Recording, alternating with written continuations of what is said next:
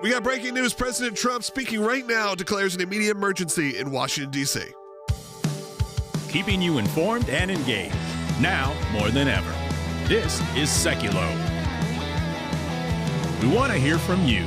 Share and post your comments or call 1-800-684-3110. And now your host, Logan Sekulow. Yes, Monday. Welcome back to Sekulow. Sorry about that. I think I just took too hard of an entrance. Yeah, you got excited for a Monday. I went a little macho man Randy Savage. Oh, yeah. All right, it is Monday. We are back here on Sekulow. Jordan Sekulow's in studio. Will Haynes is in studio.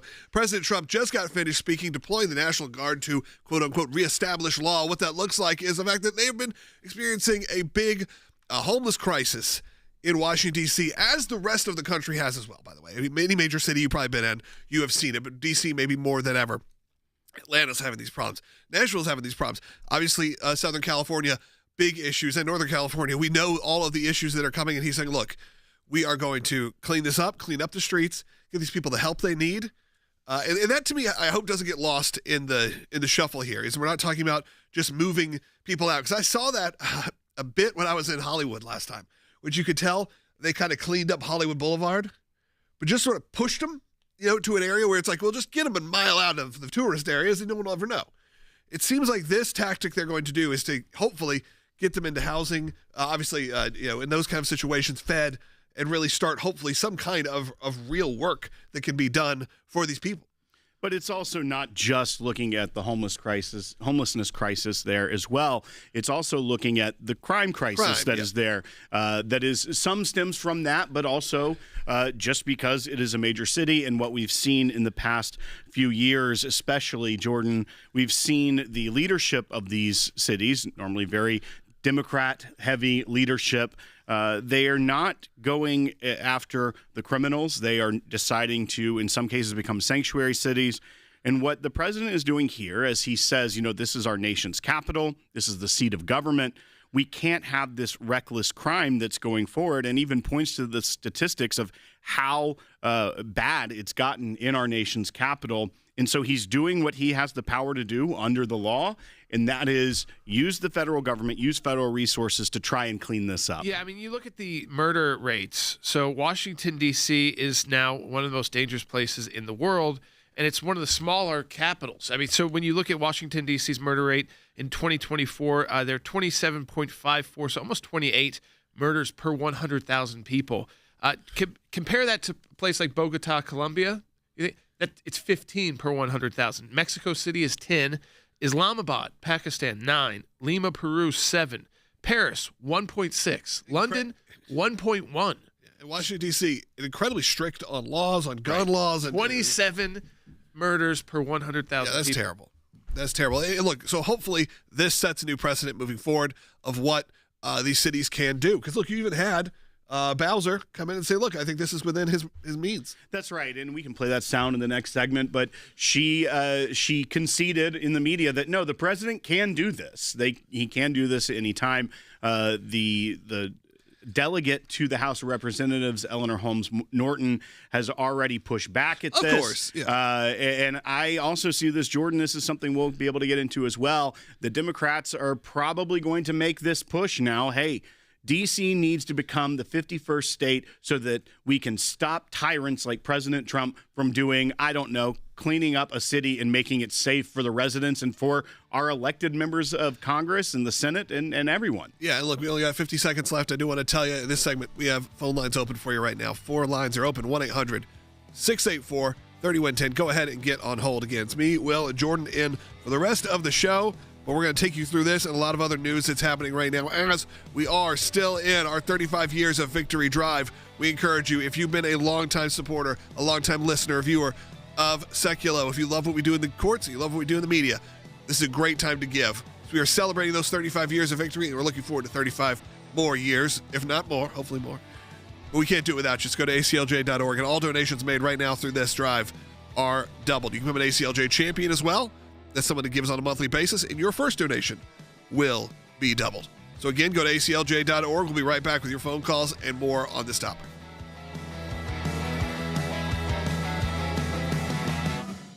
standing by this morning for President Trump to speak at the White House. He's expected to address crime in the nation's capital once again as he is threatening a federal takeover of the district's local government. Over the weekend, the administration launched, I guess you call it a crackdown in D.C., involving up to 450 federal officers. And now a source is telling CNN that the plans are going even further, and now the plans call for as many as 130 FBI agents. No more Mr. Nice Guy, and we want our capital back.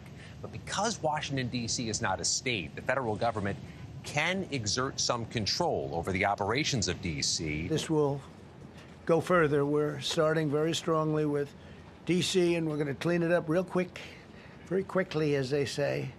Days ago, a former member of the DOJ staff was savagely beaten by a band of roving thugs after defending a young woman from an attempted carjacking.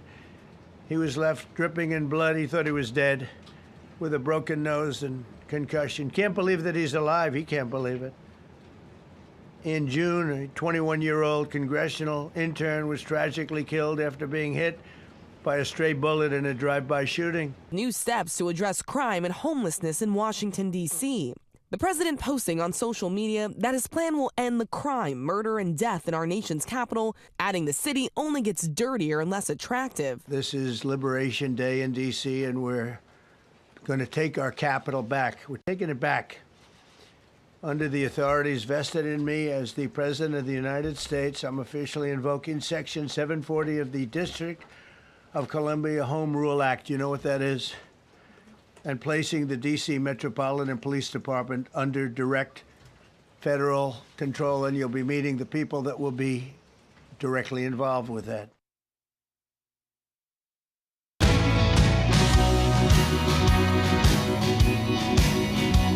Welcome back to Sekulow. Phone lines are lighting up, but we got a few open still at 1-800-684-3110. It's me, Will, and Jordan in studio today. A lot of you watching online right now, you can call in. Will, we probably need to restate what is happening. So many people are just joining us right now. We were talking about that President Trump has said we got to clean up Washington, D.C., whether that's for crime or the homeless crisis is happening right now. For crime, they're going to be taking a lot of action, of course, for the homeless situation, because they have these sort of encampments, these areas where they've been kind of let free to do a lot of problems with this when it's just these tent city kind of situations that break out, especially in cities like Washington, D.C.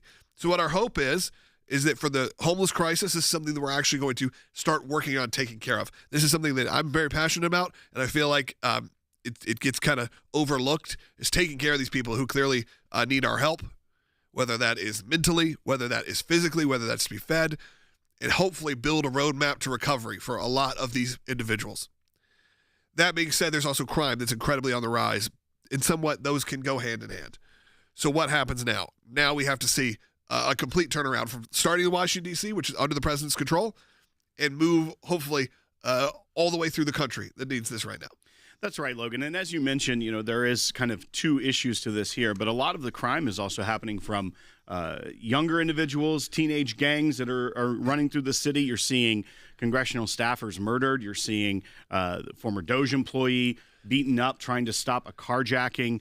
And you saw the murder of those two diplomats just because they were Jewish just a few months back. And those are some of the highlighted stories. But what is also happening, and they point this out, is that, one, how high that murder rate is. It's higher than many other capitals of cities and countries that you would think of as not as developed as the United States, that have a lot more lawlessness.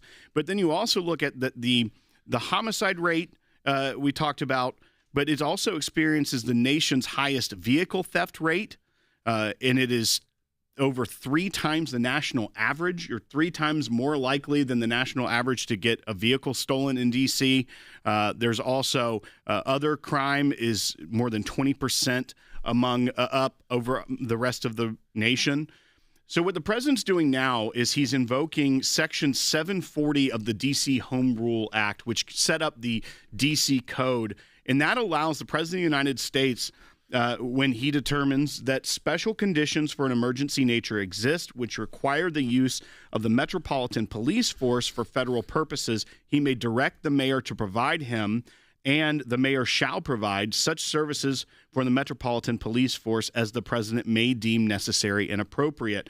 And this has, Jordan, a maximum of 30 days without a resolution by Congress. It would have to be from both the House and the Senate. But the president can do this. It is within the authority. And D.C. is a unique place because it is a federal city. It's not a state. It's a district.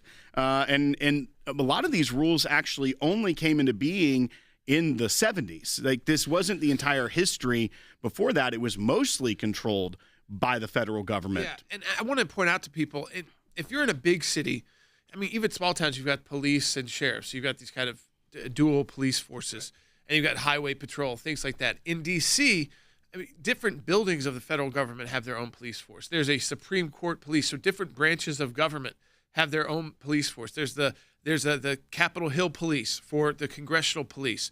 There's, of course, the Secret Service, and they have a policing division for the executive branch. So you've got all these different police services and security services. On top of that, you have Metro Police.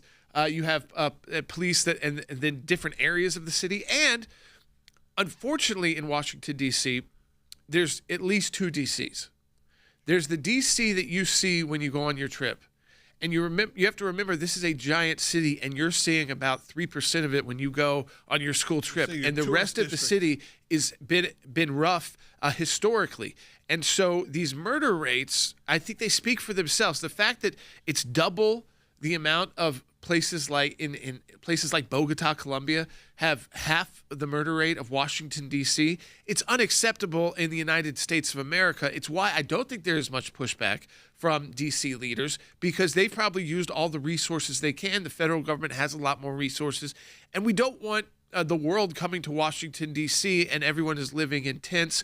I know it's hot outside right now, but we have to think that the temperatures start. Well, first of all, that is its own concern, the heat, and then D.C. gets very cold. You're months away from that. You have D.C., of course, people travel in. They go to New York. They go to California. These are areas that have become sadly overrun. I mean, when we were in London a few months ago, similar situations that are happening in London. These major metropolitan cities have got to figure out how to get this under control.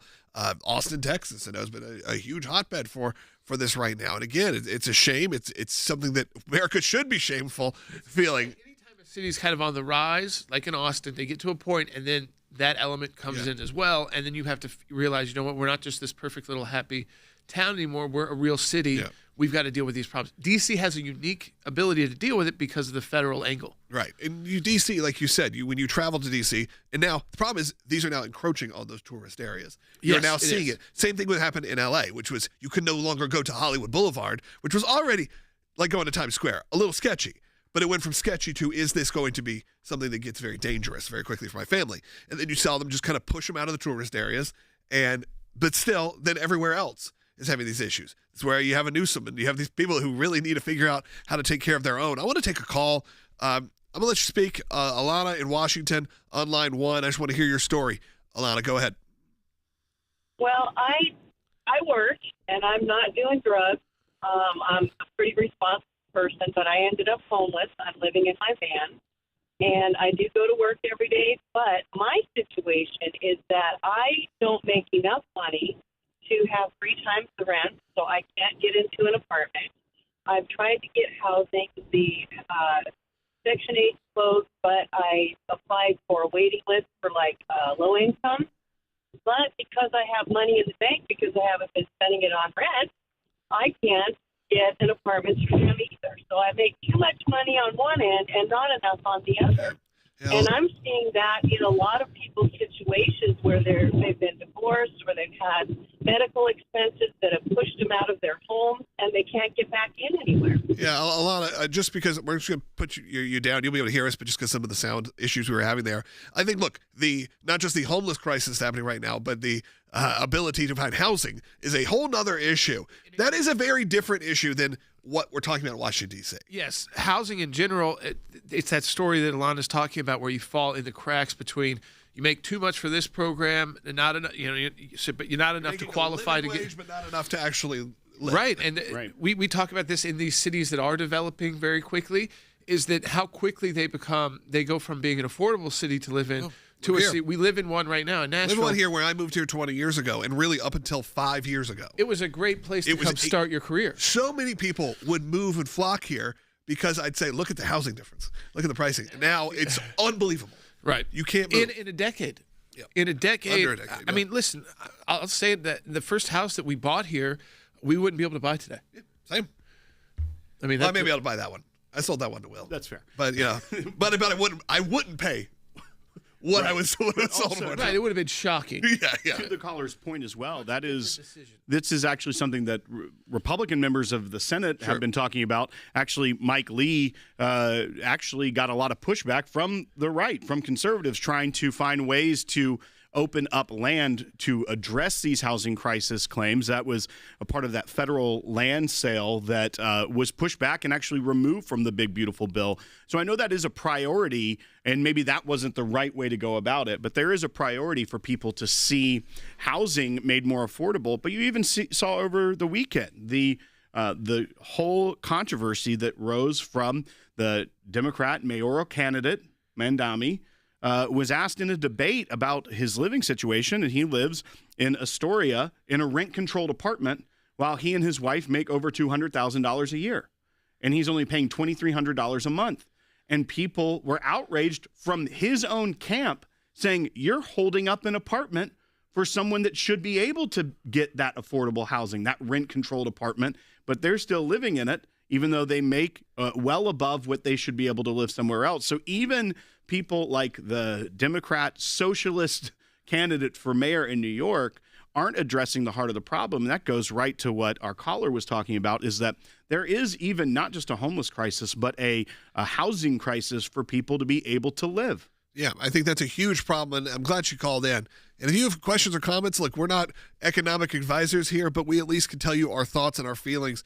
And look, even as Christians, I think it's something that when we look at what's happening with the homeless crisis, you can't just ignore it. You can't pretend it's not happening. And the idea of just, pushing them out into the cities just further, that's not going to work. So if there's an option where people can get real help, can get food, can get housing, temporarily at least, to try to get people on their feet, I'm all for it. Let's figure out a way to do that. I want to take your phone calls at 1-800-684-3110. That's 1-800-684-3110. 35 years of Victory Drive happening right now. And again, you can be a part of it.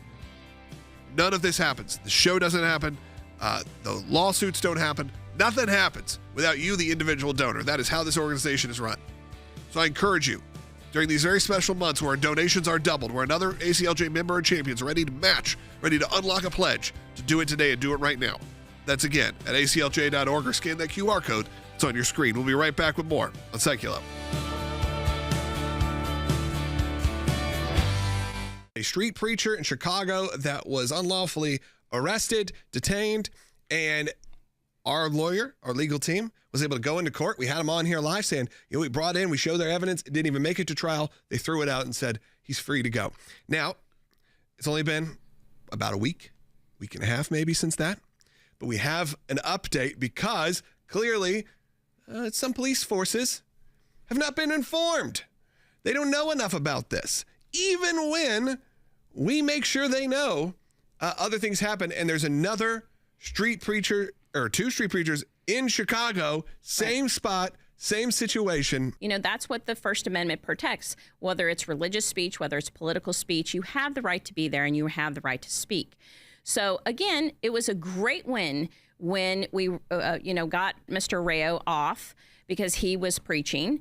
And obviously when the prosecutor saw it, when we were able to give them the evidence, drop the charges because there was nothing there.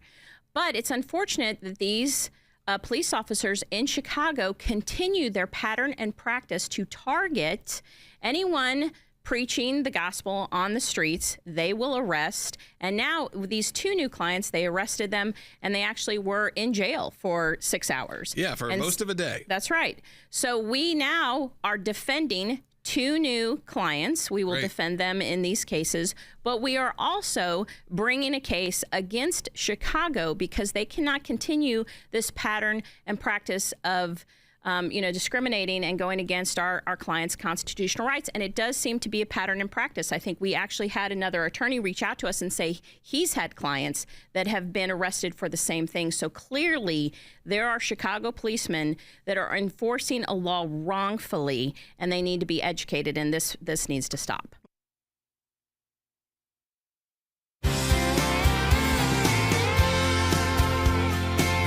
Look, phone lines are open for you, 1-800-684-3110. I know that last caller spurred a lot of people to call in and talk about the housing crisis that's happening. That's obviously not mainly what our topic is today, but it's okay. If you want to call in and talk about it, look, I understand it's on your mind, it's on your heart. You want to deal with it, maybe have someone to talk to about it. It's totally fine. Phone lines are open at 1-800-684-3110. But I also wanted to tie in a bit how the work of the ACLJ, what we're doing in court, really ties into all of this. As, the chaos in the streets may not be taken care of, but the street preacher who may be out there, we got to make sure that he's taken care of and he's stopped.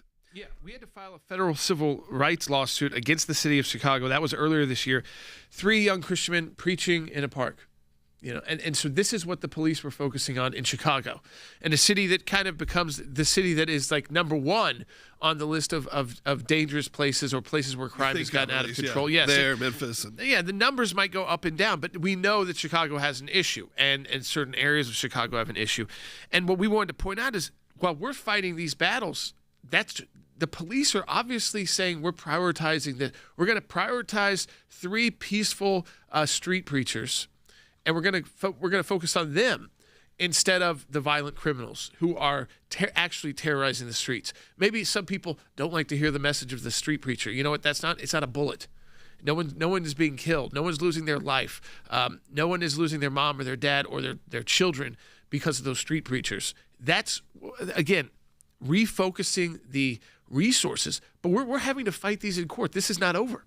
That's right. And Jordan, once again, you talk about this civil case. We just filed our response to the city's motion to dismiss. So we're waiting for the next steps now that we have filed there. But there is a criminal case for 2 of the defendants. We got the charges dropped for one of them earlier in the year, but the other 2, there is a criminal trial 1 month from today. So while we just filed that response to the motion to dismiss in the civil side, our attorneys are working today to prepare for trial in Chicago on criminal charges of basically trying to criminalize their free speech and their right to share the gospel. When, as we point out, you look wherever you turn, the large cities have their priorities wrong. They're not going after the violent criminals. They're going after the peaceful people exercising their First Amendment right. Just to prove the point, so right after securing that first win and seeing all the charges dismissed for one of the individuals, the other 2 got arrested just days later. Same location, identical circumstances, exact location.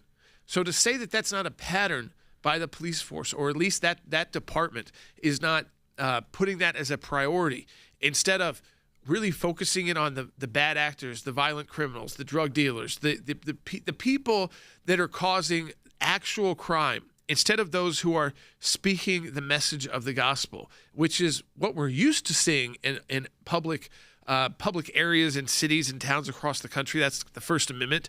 But instead, it's just, and I think, to one extent, it's these police forces don't even want to go into some of these areas anymore. So they're looking for other ways to justify their existence, and they're making arrests of street preachers instead of going into areas that, unfortunately, and I think that just speaks to the problem, they have to risk their own lives just to go into those areas. And Jordan, just to show you also the work of the ACLJ and to our audience, that even today in another matter, and these are matters where people are expressing their freedom of speech within their constitutional right. Many times they try to follow the ordinances to the letter. They have done their homework so that they aren't running afoul of the law. But this is another one in Carbondale, Illinois, where these were pro-life protesters. We also know about the pro-life protesters that were facing criminal charges in Ohio that we've been defending.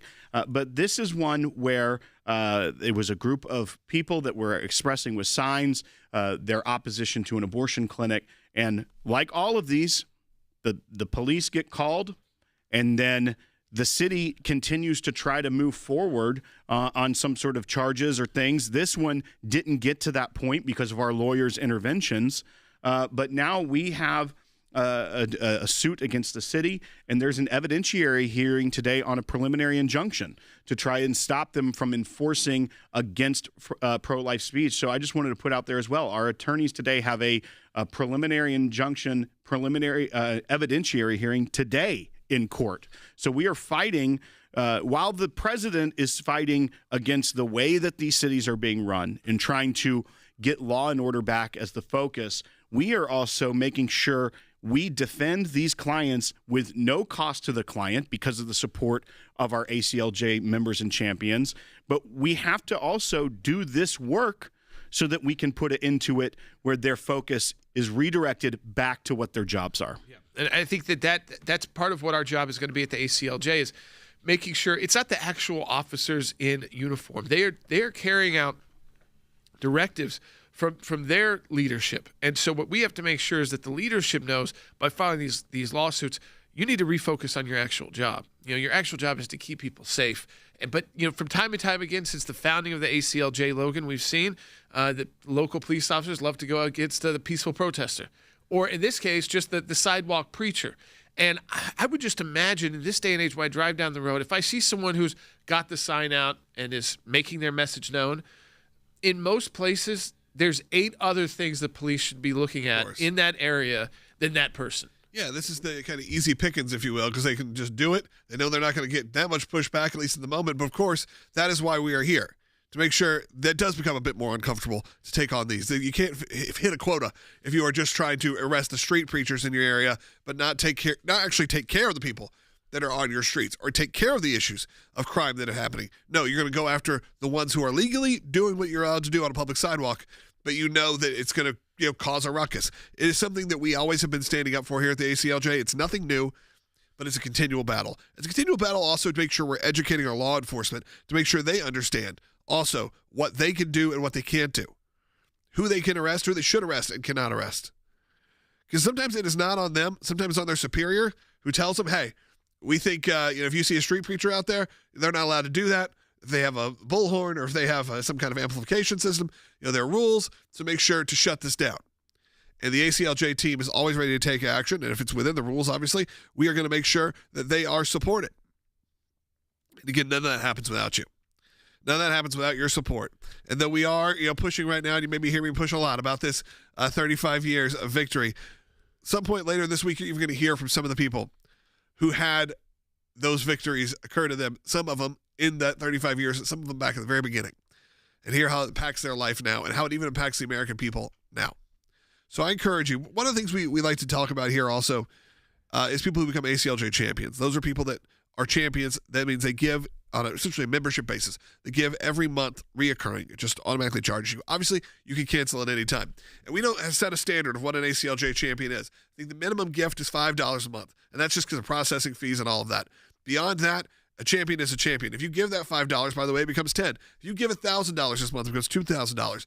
Understand that your first gift is not doubled in your charge. It's doubled because someone else, another person who understands the impact the last 35 years have happened on America, on Europe, on Israel.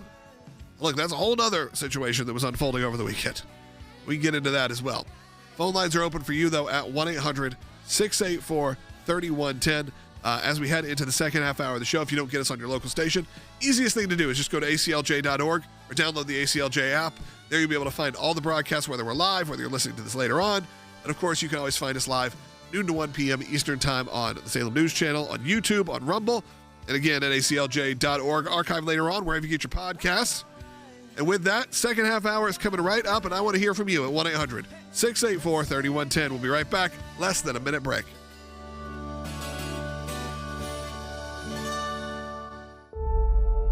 It is not an obsession with choice. This is an obsession with abortion. This is the state of Massachusetts running ads against what they call anti-abortion centers. Of course, we call pro-life pregnancy resource centers. They are there to support women in need, A lot of them provide a lot of care, even diapers, children's clothes, a lot of things for people who are in need. Massachusetts is the first state to do it, but it's certainly what they hope to roll out across the country. So this is coming for your town as well. Fight this taxpayer-funded attack on pro-life pregnancy resource centers. For 35 years, we've fought for life, religious liberty, and justice, both here and across the globe. You can help secure the next 35. Help women, help save babies, and really fight back for the values that mean something to you, because they're going to come for your state too. Support our critical work at aclj.org. Keeping you informed and engaged, now more than ever. This is Sekulow. And now your host, Logan Sekulow. Welcome back to Sekulow. Phone lines are open for you. We have the second half hour of the broadcast coming up, and in this segment, we know a lot of you are just tuning in, so we'll make sure we reset what we're talking about here. And of course, this is sort of the breaking news that came out this morning. President Trump said he'd be holding a big press conference this morning. He did. Had all of his cabinet pretty much up there, the major players up there, to discuss this issue that's been going on in Washington, D.C., and really an issue that's going around the country in terms of crime and in terms of the homeless crisis. That's right. And so the president announced today that he is invoking Section 740 of the D.C. Home Rule Act, which allows the federal government to essentially take control of the Metropolitan Police Force, as well as use National Guard to help bolster those efforts. And even the mayor of D.C., Muriel Bowser, said that this is the prerogative of the president. It's very interesting how broadly this is written, because, there's a lot. I even go to Drudge Report right now, and it's about martial law. Let's go to the actual provision itself, when you talk about law. So Section 740, it's actually pretty clear. It says, notwithstanding any other provision of the law, whenever the President of the United States determines that special conditions of an emergency nature exist, which require the use of the Metropolitan Police Force for federal purposes, he may direct the mayor to provide him, and the mayor shall provide such services of the Metropolitan Police Force as the president may deem necessary and appropriate. Does it look there that there's not a lot of gray area there? It's whenever the situation and nature exists of an emergency nature that require the use, and the president determines that. Now, it's also after 48 hours, it expires unless you notify the chairman and ranking minority members on the committees on D.C. and the Senate and the House in writing.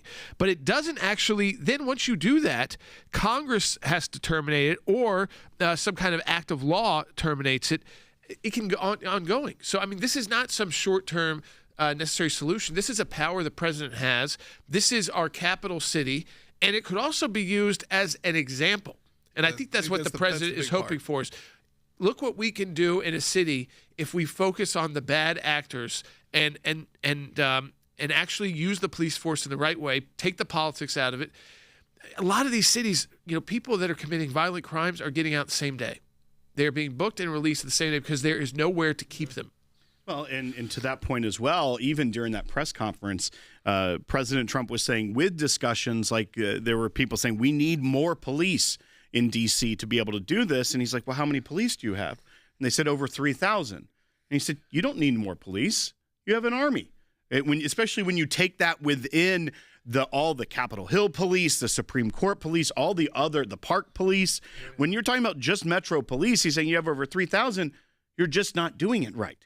And that's kind of the whole point, is that if the priorities are wrong, if the leadership is focusing on the wrong things, you can even take that example back to Chicago. They've scared the police forces, too. Right. To doing their jobs. That's true. Yeah. Most of these major cities. 3,000 is a lot, but 3,000 isn't an insane number to me for Washington, D.C. Well, exactly. But his point was that you don't need more. Yeah. You just need to be doing the correct work and focusing on the right things to make the city safe.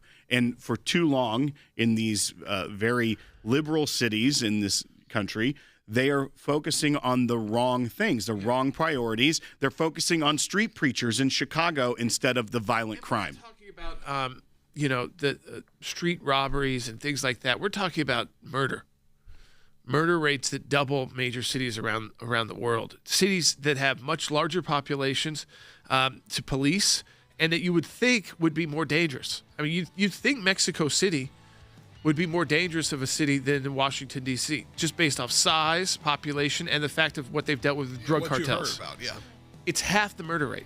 It's wild. Phone lines again are open for you at 1-800-684-3110. 1-800-684-3110. We're also going to talk about some of those judges, Will, in the next segment. People That's love right. them judges. They do. They love to hear about a good rogue judge. Yep, rogue judges coming up after this. You know that. That's all I have to do to tease it. And guess what's coming up next? Rogue judges. New rogue judges. It's a cool kind of sound. I like the way it rolls off my tongue. New rogue judges. Phone lines again open for you, 1-800-684-3110. Then we're going to take your phone calls coming in after that segment, so stay on hold if you're on hold.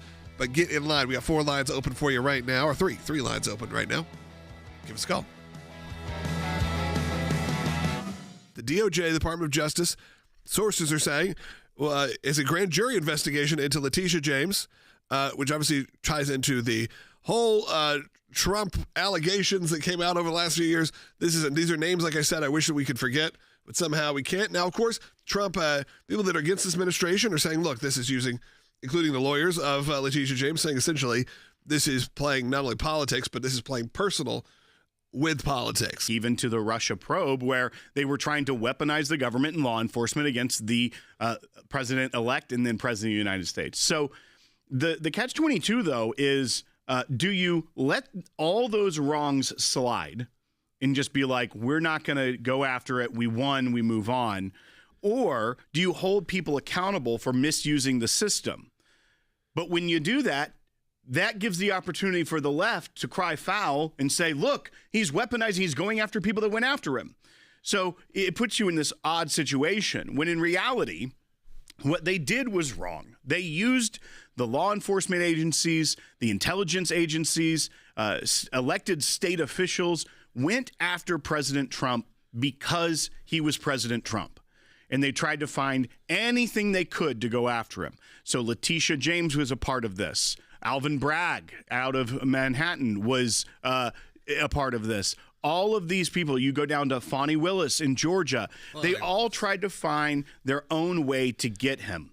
And in this case, for the Attorney General of New York, she went and did a civil fraud case against the president's businesses and got into details saying he overvalued properties, which gave him, loans that were more favorable than he would have gotten if they were undervalued or different valued.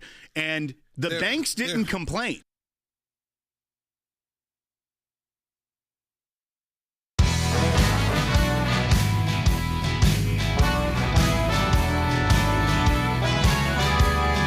Welcome back to Sekulow. Again, I mentioned it before, Rogue Judges time, Will. It's time for more Rogue Judges. Phone lines are open for you at 1-800-684-3110. I'm sure this will get you fired up. Will, I don't even know about this rogue judge. Okay, you didn't even prep me beforehand. It just says on the notes, more judges. That's right. So here's what everyone remembers is that when Judge Boasberg was put in all of these blocks. The original rogue judge. Yeah, he was. Yeah, he was the original rogue judge that started putting all these orders. When there was the deportation flights, he said, you got to turn around. And he was very, very upset and went very far with nationwide injunctions. This is what triggered a lot of the other judges to start putting these in place. And then we obviously saw the Supreme Court rule on a lot of these, limiting the use of injunctions because this all started with him. Yeah, and what's interesting is like that one alone, take that aside from everything else that happened, you saw the outrage that did happen across the country.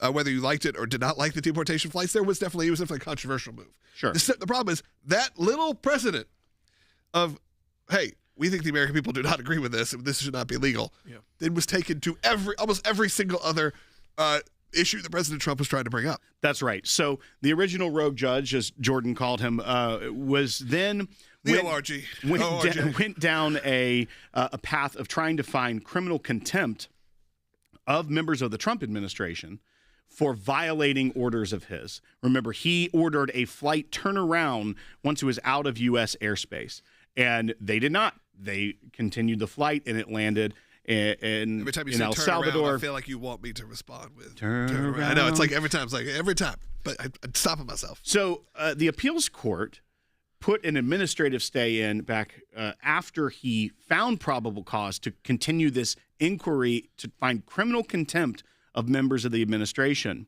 And on just this Friday, they reversed his findings of probable cause that there was criminal contempt by the members of the administration. So this is, once again, this is an appeals court that has said he went too far. And Judge Castas wrote in his concurrence that any order to turn around planes midair would be indefensible, comparing it to a district judge who had ordered President Richard Nixon's administration to stop bombing Cambodia during the Vietnam War, and that order was quickly stayed. So, Jordan, even the appeals court here is seeing what this lower court, this district court judge did.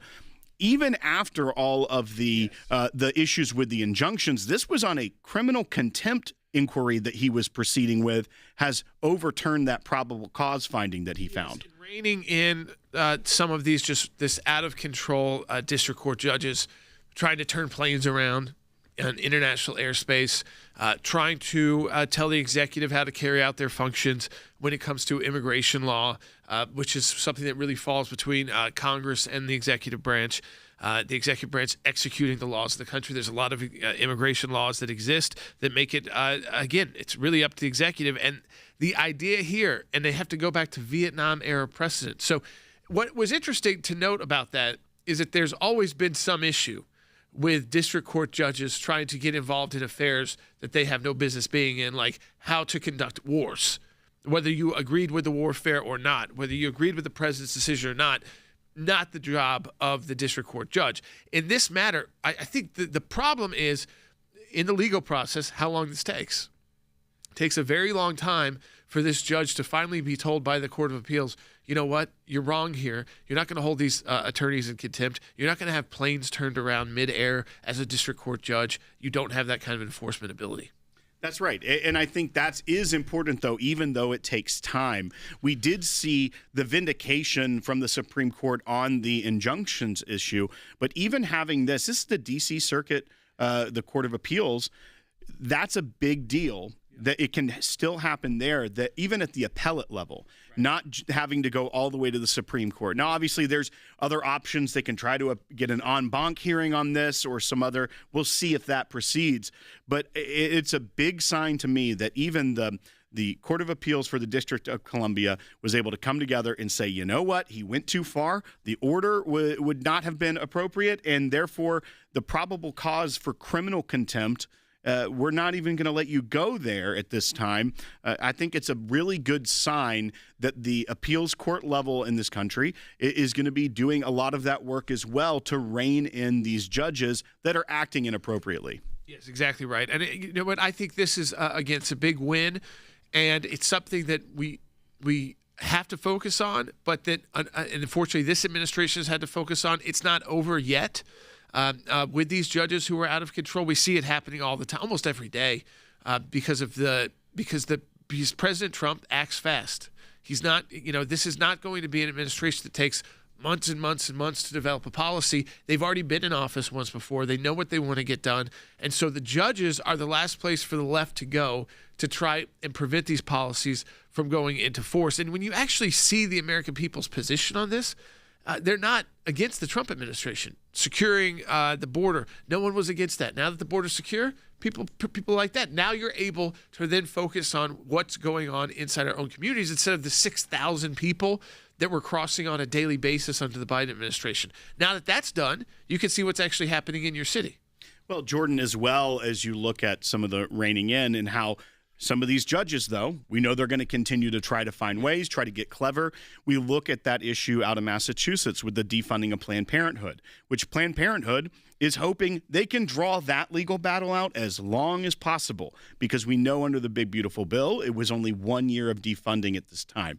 We need that to be reauthorized. But when you look at what they've done, they found the judge that put a temporary hold while they waited to have the preliminary injunction hearing, and then did something very wacky when it comes to, okay, well, there's an injunction just for this sect of Planned Parenthood, 25% effectively can keep being funded. Then later took it under advisement, the rest of it, came back and gave effectively a nationwide injunction affecting all the members of Planned Parenthood under a freedom of association grounds that she found, because at some point she said they're all super independent, you can't punish them, except for in one of her rationale, it was, well, they're all a part of the same mission, so you can't punish them. Tried to find a workaround. All of that we know. The Department of Justice has filed their notice of appeal on both of those injunctions against the defunding of Planned Parenthood. And the ACLJ attorneys, as soon as we get that briefing schedule, will be filing our brief as well. Yeah, exactly right. And I think that's why you want to support the work of the ACLJ. We're on top of every one of these issues. You go to aclj.org. And talking about the 35 years of victory, we're going to continue to fight for these as long as you want to continue to fight. As long as you're there to stand with us, you go to aclj.org, you donate today. The impact is doubled. And it's just, we're in back to school time here in Tennessee where we are based. And you realize then a lot of these issues come right back into force because of what's happening on the school campuses, what's happening with someone brings their Bible to school. These are all issues we still face every single day, every single season, I would almost call it, at the American Center for Law and Justice. So go to aclj.org, support our work today. That's at aclj.org. That's right. We do have two lines open for you right now at 1-800-684-3110. I want to take a call real quick before we head to the break. Hopefully it inspires you to call in as well. Let's go to Greg, who's an ACLJ champion. If you become a champion, you get bumped to the front of the line. So, Greg, go ahead. Yeah, thanks so much. I'm a champion in California, and I'm on Social Security, but you guys are the best group out there for the Christians, and you're doing a wonderful job. Love you guys. I have just two quick points. My one point is, how can biased judges charge Trump? Shouldn't we have equal justice under the law? And also, there's a 30-year-old that beat up a 70 and 80-year-old at a pro-life center, and he got 1 year. Yeah, he got a slap on the wrist. That obviously was something we were highly involved in. We'll discuss that coming up in the next segment. We'll make sure to give you an update on that. It is unfortunate that you get these violent criminals. Look, I mean, many of us, maybe one of them we're looking at, was involved in a crazy situation with was a violent crime situation, and by the end of the day, that person who had hurt many people, including police officers, was free to go. Obviously, with a trial later on, all that, but it's years later. We are seeing this in every major city. Stuff has to get done. Things have to be handled. Okay, so phone lines are open for you. I want to hear from you. Greg, though, you brought up that. Thank you, number one, for being a champion. That's someone that gives on a monthly basis. And he's saying, hey, I'm giving on a monthly basis with on Social Security, when I'm dealing with a situation, I still feel like it is the most important time to support the work of the ACLJ. It really couldn't be a better time to support, because right now we have a situation where things can change. So with that, I encourage you to support the work of the ACLJ. We just had a lot of our phone blanks clear. I don't know what happened. We had like 2 lines open, and now we got 5. So if you've ever wanted to talk on the radio, well, that's a good, I like to leave it open. This is the time. Just don't say bad words that get us in trouble. And be kind to our phone screener and try to make it somewhat on topic. Give us a call at 1-800-684-3110. But again, it's time for you to become an ACLJ champion. Join us during this 35 years of victory right now. Go to aclj.org. Very important, if you go to aclj.org, any donation made is doubled. If you become a champion, your first donation will be doubled. Do it today. We'll be right back with your calls and comments if you call in.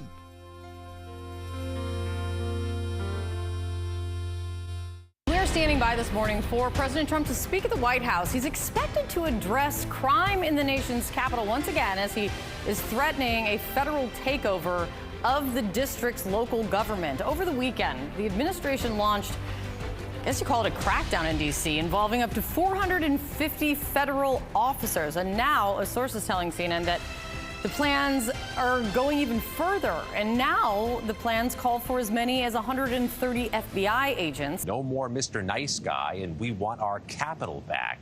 But because Washington, D.C. is not a state, the federal government can exert some control over the operations of D.C. This will go further. We're starting very strongly with D.C., and we're going to clean it up real quick, very quickly, as they say. Days ago, a former member of the DOJ staff was savagely beaten by a band of roving thugs after defending a young woman from an attempted carjacking. He was left dripping in blood. He thought he was dead, with a broken nose and concussion. Can't believe that he's alive. He can't believe it. In June, a 21-year-old congressional intern was tragically killed after being hit by a stray bullet in a drive-by shooting. New steps to address crime and homelessness in Washington, D.C. The president posting on social media that his plan will end the crime, murder, and death in our nation's capital, adding the city only gets dirtier and less attractive. This is Liberation Day in D.C., and we're going to take our capital back. We're taking it back.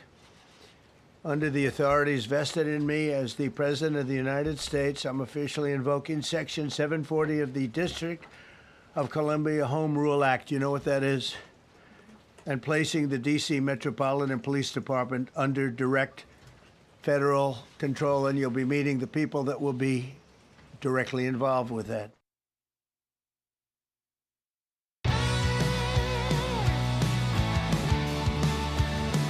Welcome back to Sekulow. Phone lines are open for you at 1-800-684-3110. We got two lines open, but we're going to jump first to an ACLJ champion. That's Jerome, who's calling California. Go ahead, Jerome. Thank you for being a champion. Yeah, I just want to get your thoughts on it. If Obama would have did the same thing for Chicago, maybe we could have saved hundreds of lives. So call in and help.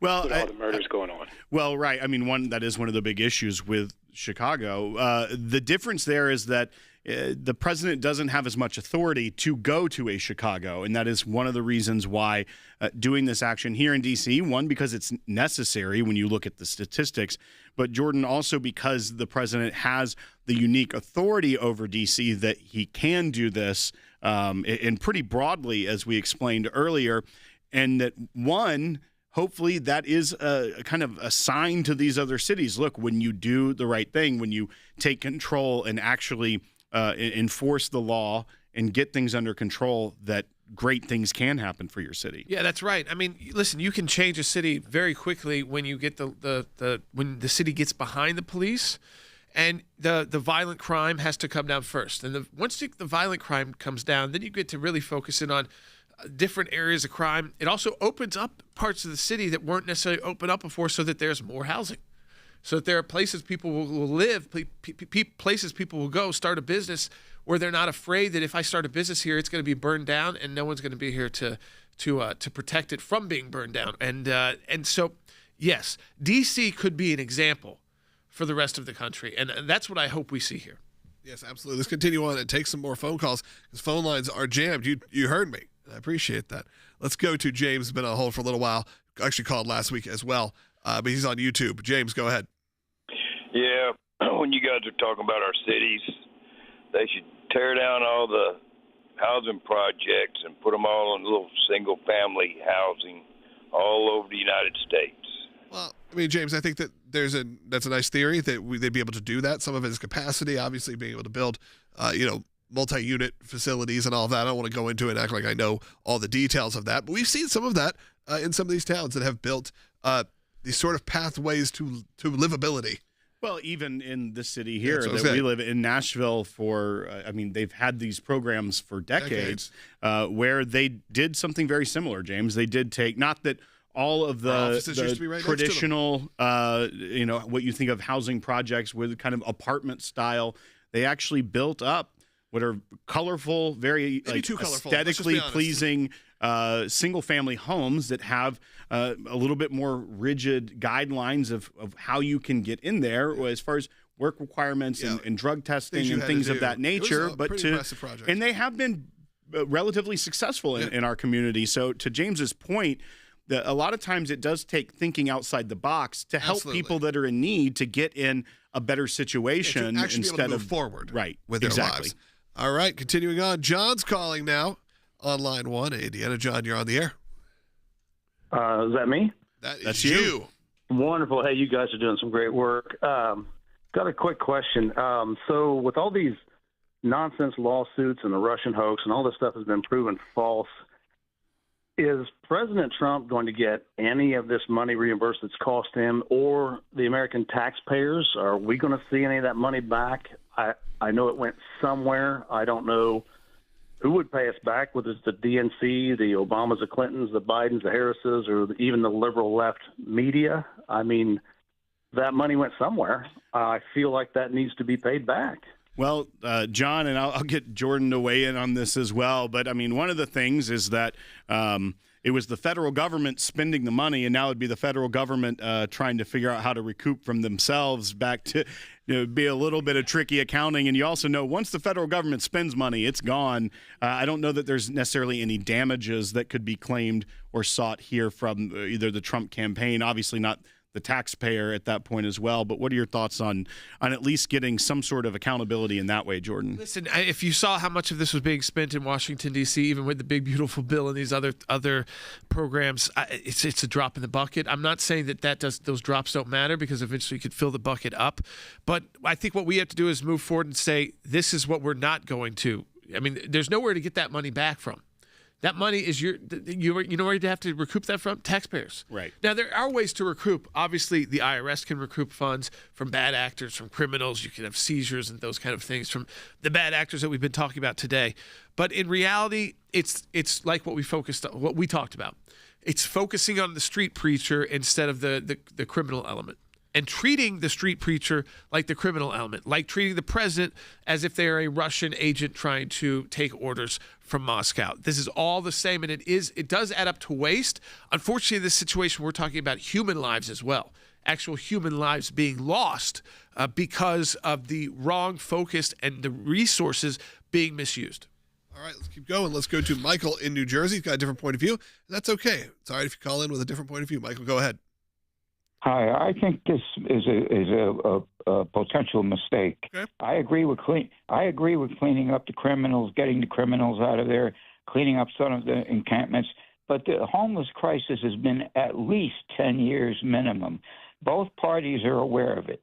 I voted for Donald Trump twice, and I'm a Democrat.